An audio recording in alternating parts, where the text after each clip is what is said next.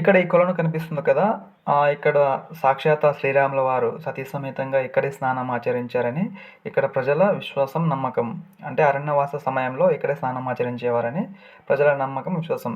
ఇంకోటేంటంటే దీనికి ఇక్కడేంటంటే ఇక్కడ ప్రజలు మొత్తం ఇక్కడుండే ప్రజలు ఎవరైతే ఏంటి చుట్టుపక్కల గ్రామాల ప్రజలైతే ఏంటంటే ఈ కొండను శ్రీరాముని కొండగా పిలుస్తారనమాట. ఇక్కడ ఎన్నో వందల చరిత్ర కలిగిన గుడులు, దేవాలయాలు, పాతపడిన బావులు ఉండడం వల్ల మనకి అలాగే మన కంటికి ఒక 3 రాతి విగ్రహాలు కనిపిస్తాయి. అంటే శిలతో చెక్కినవి కాదు, సహజంగా ఏర్పడ్డ రాతి దిమ్మెలనమాట. పెద్ద పెద్దవి కొండల మాదిరిగా ఉంటాయనమాట. మనకి యాజ్ ఇట్ ఈజ్ కనిపిస్తుందనమాట. రాముడు, సీత, లక్ష్మణుడు అలాగే కింద కూడా ఆంజనేయ స్వామి కూడా కనిపిస్తాడనమాట. సో దానివల్ల ఇక్కడ రామనకొండ అని ఇక్కడ ప్రజల నానుడి అలాగే పిలుస్తారు ఇక్కడ.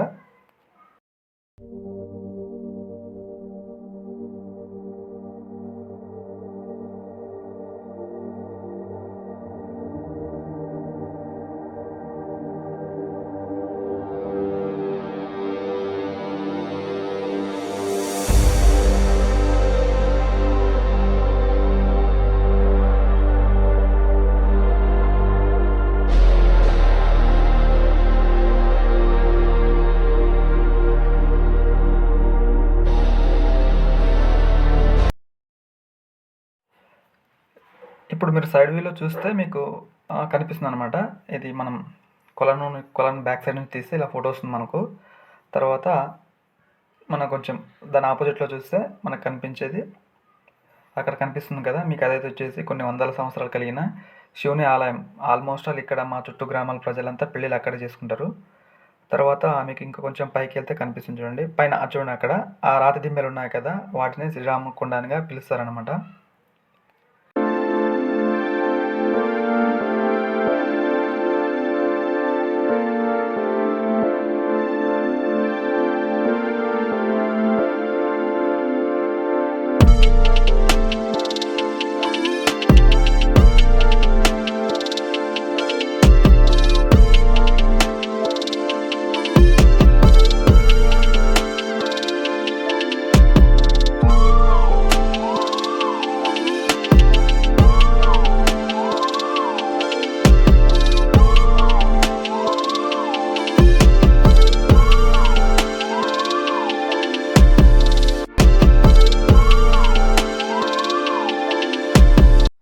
అదిగో ఇప్పుడైతే వ్యూ చూడండి మీకు కనిపిస్తుంది అనమాట.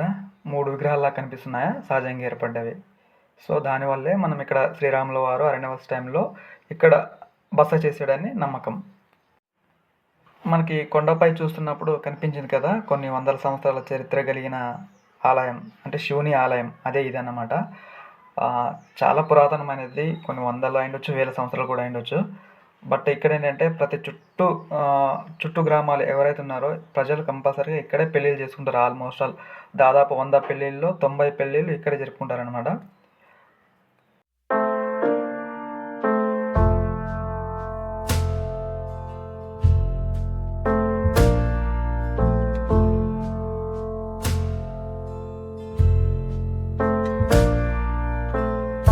We spent years in training